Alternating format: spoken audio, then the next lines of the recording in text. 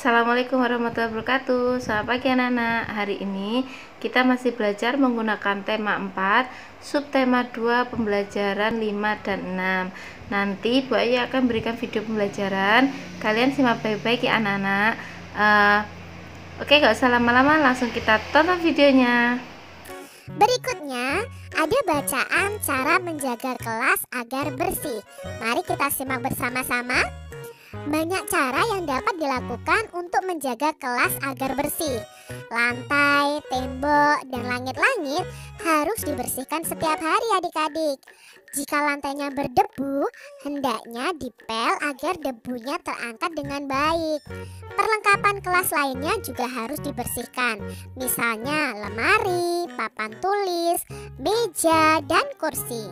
Setelah bersih, kelas juga harus ditata dengan rapi. Jadi adik-adik harus membersihkan kelas kalian setiap hari ya, kalau kalian sudah masuk sekolah.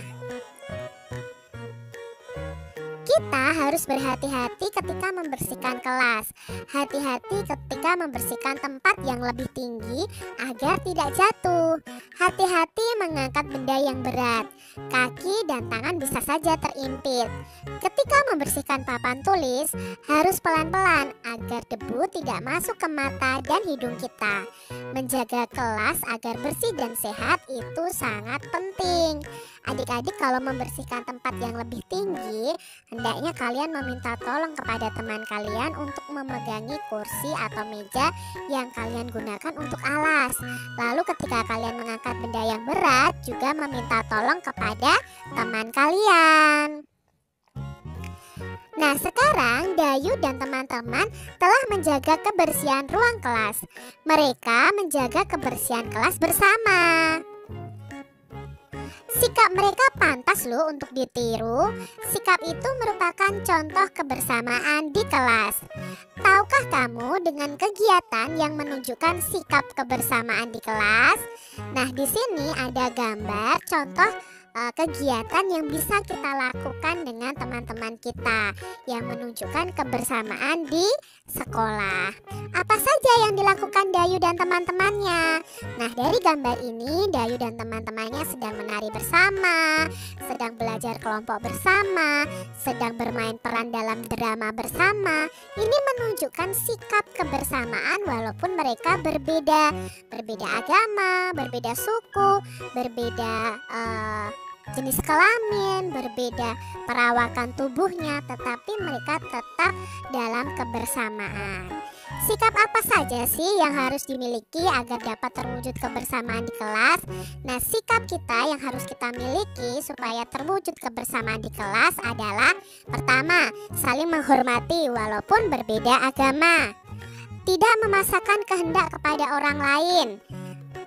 Lalu mau berbagi dan saling membantu, mau saling memaafkan kesalahan teman kita, mau mengakui kesalahan dan meminta maaf. Itu sikap-sikap yang harus kalian miliki agar terwujud sikap kebersamaan di kelas. Sekolah Adiwiyata. Apa sih sekolah Adiwiyata? Mari kita pelajari bersama. Sekolah Adiwiyata merupakan salah satu contoh lingkungan sekolah yang bersih. Untuk menjadi sekolah Adiwiyata, sekolah harus bersih. Tidak hanya itu, sekolah juga harus rapi dan indah. Oleh sebab itu, pekarangan sekolah harus dikelola dengan baik. Sekolah Adiwiyata tempat yang nyaman untuk belajar. Di halaman sekolah biasanya terdapat taman yang indah. Ada juga pohon yang rindang untuk berteduh dan belajar. Di setiap tempat disediakan tempat sampah. Hal ini bertujuan agar siswa tidak membuang sampah sembarangan. Di sekitar sekolah juga dipasang slogan. Slogan itu berisi imbauan agar siswa hidup bersih dan sehat. Semua sekolah ingin menjadi sekolah Adiwiyata.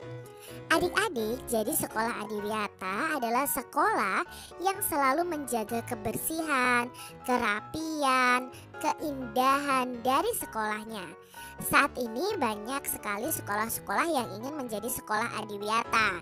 Sekolah di tempat Kak Citra mengajar sudah menjadi sekolah Adiwiyata karena selalu menjaga kebersihan, lalu di sekitar sekolah, di lingkungan sekolah selalu ada pohon rindang, tempat untuk bermain, tempat untuk belajar, lalu halamannya bersih, tersedia tempat sampah di sudut-sudut tempat. Jadi anak-anak atau siswa-siswinya itu berusaha untuk tidak membuang sampah sembarangan. Jadi ayo sekolah kalian juga dijaga kebersihannya supaya bisa menjadi sekolah Adiwiyata. Cara menjaga kebersihan pekarangan sekolah. Nah, berikut ini adalah cara menjaga kebersihan pekarangan sekolah kita. Yang pertama adalah dengan menyapu pekarangan sekolah kita setiap hari, membuang sampah yang berserakan, menyirami tanaman dan mencabut rumput-rumput liar, membersihkan selokan atau got agar tidak tergenang atau mampet. Jadi ini cara menjaga kebersihan sekolah. Bisa kalian tambahkan ya selain contoh dari Kak Citra ini. Adik-adik, semua warga sekolah itu bertanggung jawab loh menjaga kebersihan sekolah. Semua warga sekolah harus menunjukkan sikap hidup dalam kebersamaan. Nah, adik-adik, hidup dalam kebersamaan itu merupakan wujud dari persatuan. Hidup dalam kebersamaan itu banyak loh manfaatnya. Sebaliknya, tidak hidup dalam kebersamaan juga ada akibat buruknya. Nah, apa manfaat dari kebersamaan di sekolah, persatuan di sekolah, dan akibat jika tidak ada persatuan di sekolah? Nah, manfaatnya itu pasti hal-hal yang baik. Kalau ada persatuan di sekolah, pasti akan tercipta persatuan dan kesatuannya.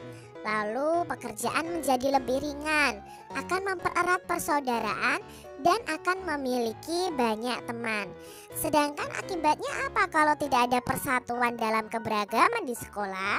Akibatnya akan terjadi pertengkaran, pekerjaan akan berat, timbul permusuhan, dan tidak akan memiliki teman adik-adik. Nah, lebih baik kita hidup bersatu dalam keberagaman. Ketika bergotong royong, kami mengangkat meja bersama. Adik-adik, apakah kalian pernah bergotong royong bersama? Nah, ketika bergotong royong itu ada kebersamaan di dalamnya. Persegi panjang dapat dibentuk menjadi pola tertentu. Persegi panjang membentuk pola dengan bangun datar yang lain. Adik-adik lihat permukaan meja ini. Permukaan meja ini berbentuk persegi panjang. Persegi panjang itu bagian dari segi 4. Jadi ya sisinya ada 4, sudutnya ada 4, dan titik sudutnya juga ada 4. Nah, di sini kita akan belajar tentang pola bangun datar. Di sini ada persegi panjang polanya ya. Persegi panjang, lalu ini apa namanya bangun datarnya? Ya, segi 5. Setelah persegi panjang, segi 5, persegi panjang, segi 5, persegi panjang, segi 5, persegi panjang, segi 5, dan berulang-ulang terus adik-adik. Berikutnya contohnya adalah ada 2 persegi panjang, 1 segi 5, 2 persegi panjang, 1 segi 5, 2 persegi panjang, 1 segi 5. Jadi nanti selanjutnya ya 2 persegi panjang, 1 segi 5 juga. Lalu di sini ada 1 persegi panjang, 2 segi 5, 1 persegi panjang, 2 segi 5, 1 persegi panjang, 2 segi 5. Maka setelah ini pastinya ada 1 persegi panjang. Sekarang kita lihat pola berikut ini. Nah, di sini ada persegi, segi 5, segi 6, persegi, segi 5, segi 6, persegi. Maka selanjutnya adalah bangun ya bangun segi 5. Setelah segi 5 adalah segi 6. Jadi sesuai polanya, setelah persegi itu segi 5 dan segi 6. Selanjutnya ada segi 5, 2 segi 6, persegi. Segi 5, 2 segi 6, persegi. Maka setelah persegi adalah apa adik-adik? Kalian bisa lihat di sini, oh setelah persegi itu adalah segi 5. Maka otomatis di sini segi 5. Setelah segi 5 adalah segi 6. Jadi gambarnya adalah segi 6. Sekarang kita lanjut. Ada di sini ada trapesium, jajar genjang, lalu di sini ada kosong adik-adik. Jajar genjang, trapesium, kosong lagi, jajar genjang, jajar genjang. Maka kita bisa lihat di sini, adik-adik ada 2 jajar genjang di belakang. Nah, otomatis ya ini ya ada 2 jajar genjang. Kak agak bingung ini. Kita lihat patokannya di sini dulu. 2 jajar genjang, lalu di sini sebelum dari trapesium juga ada jajar genjang. Otomatis di sini gambarnya jajar genjang. Jadi 1 trapesium, 3 jajar genjang, 1 trapesium, maka di sini juga 3 jajar genjang. Seperti itu adik-adik. Mudah bukan? Untuk tugas hari ini, kalian langsung kerjakan saja latihan pembelajaran 6 pada halaman 49 dan juga uji kompetensi pada halaman 51.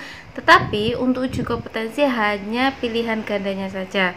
Jadi ada 2, latihan pembelajaran 6 pilihan ganda dan juga isian, lalu ada uji kompetensi hanya pilihan gandanya saja.